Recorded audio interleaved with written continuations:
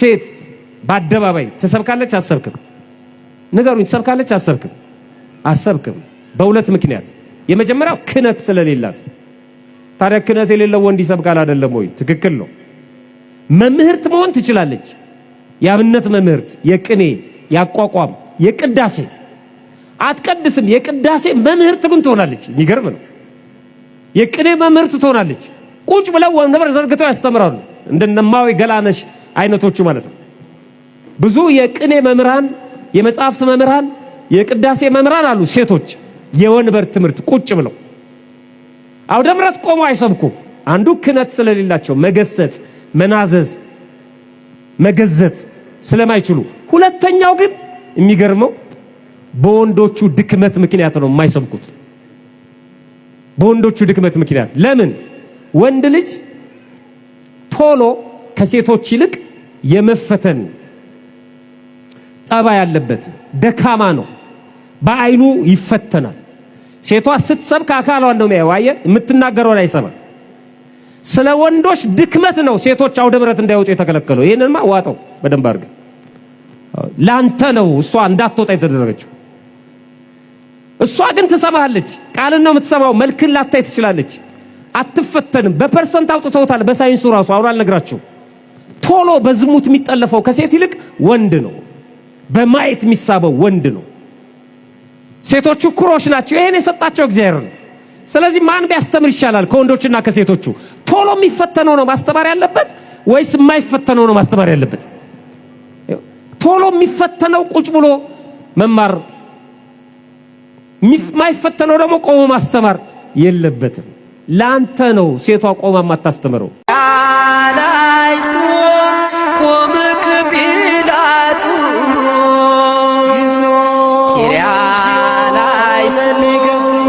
እውነት ልንገራችሁ ክርስቲያኖች፣ ቅዱስ ኤፍሬም ሶርያዊ እንዲህ ይላቸዋል፣ ለዚህች ዓለም ብትደክሙና ብትኖሩላት መጨረሻ የምትሰጣችሁ መቃብር ነው።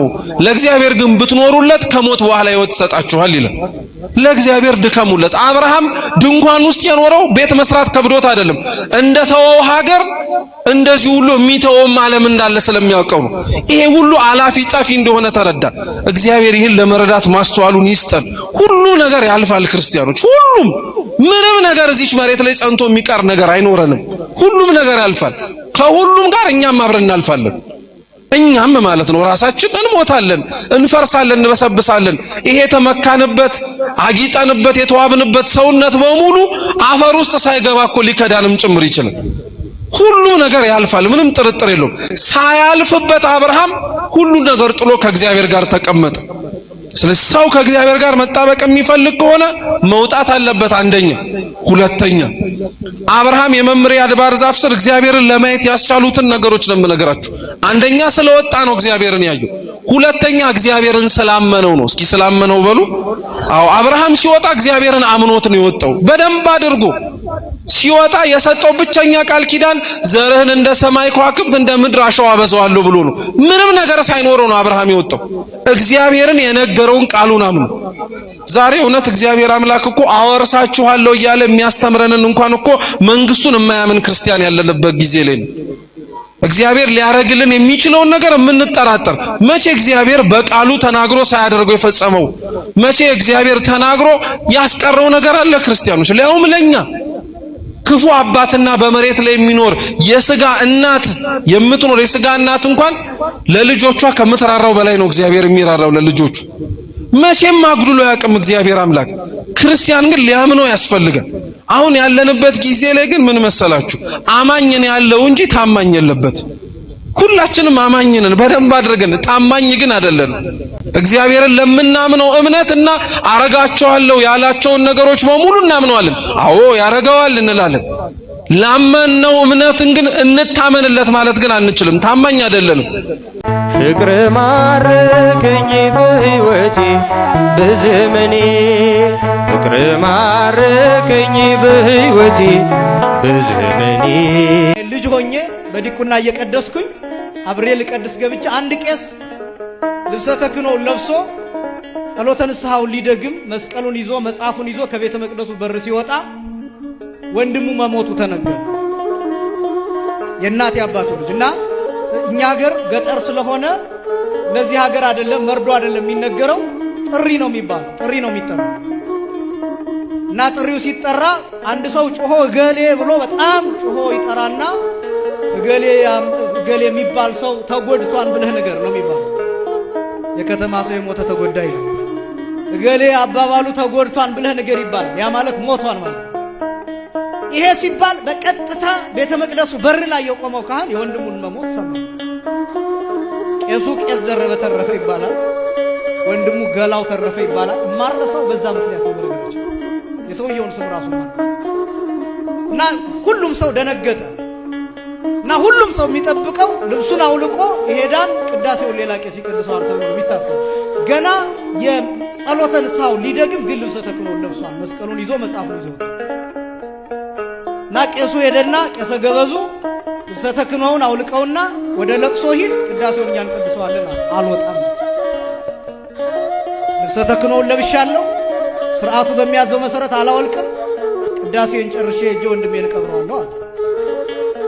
እንደነዚህ አይነት አባቶች በረከት በሁላችንም ላይ ይደርብን። ቅዳሴውን ቀደሰ፣ ጨረሰ። ስለቀደስኩኝ ባዶ አፌን አልሄድም ብሎ እህል ቀመሰ፣ ወደ ቀብር ሄደ። አላለቀሰም፣ ጋቢ ለብሶ ዋለ። ያለቀሰው አታምኑ፣ በማግስቱ ነው ስለ ወንድሙ ያለቀሰው። ቅዳሴውን የሚያከብሩ፣ ስርዓቱን የሚያከብሩ፣ ስጋውን ደሙን የሚያከብሩ፣ መቅደሱን የሚያከብሩ፣ ቤተ ክርስቲያኑን የሚያከብሩ የገባቸው የተረዱ አማርኛ መጽሐፍ ቅዱስ እንደኛ ብዙ ጥቅስ የማይጠቅሱ ግን በሕይወት የሚኖሩ አባቶቻችን የእነሱ በረከት በሁላችንም ላይ ይደርብን።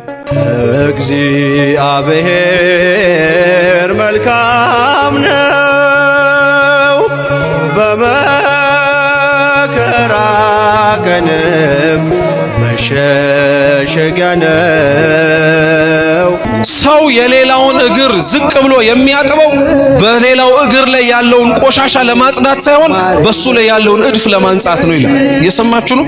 አብርሃም ዝቅ ብሎ የጌቶቹን እግር ሲያጥብ እነሱ ደግሞ እሱ ባላወቀ የራሱን በደል ያጥቡለት ነበር። ትህትና ዋጋዋችን ነው። ማን ከኛ መካከል ዝቅ ብሎ ሌላውን ለማገልገል የሚፈልጋል? ማን ዝቅ ብሎ ከኛ መካከል ሌላውን ለመታዘዝ የሚፈልጋል? እውነት እንዲህ አይነቱ የታደለ ጸጋ ያለው ሰው ዝቅ በማለቱ ሌላውን እየጠቀመ ሳይሆን ማንን ነው መልሶ የሚጠቅመው? ራሱን ነው በደሉን የሚያነጻው። ከእግዚአብሔር ፊት ያለንን ሸክም እንዲቀልልን ትፈልጋላችሁ? የሌሎቹን ሸክም እናቅልልላችሁ። ልባችን ላይ ቂም የያዝንባቸው፣ በቀል የያዝንባቸው፣ ተሸክመናቸው የምንዞራቸው ብዙ ሰዎች አሉ። ሰውነታቸው እኛ ውስጥ አይሁን እንጂ እዚህ ውስጥ የተሸከምነው ሰው የለም? እዚህ ውስጥም የተሸከምነው ሰው አለ። እስኪ ሁሉንም እናውጣቸው። እነሱን ስታወጣ አንተ እኮ ነው የምትነጻው። ታውቃለህ? እነሱን ይቅር ስትል አንተ እኮ ነው ይቅር የምትባል። እግዚአብሔር መልካም ነው፣ በመከራ ቀንም መሸሸጊያ ነው።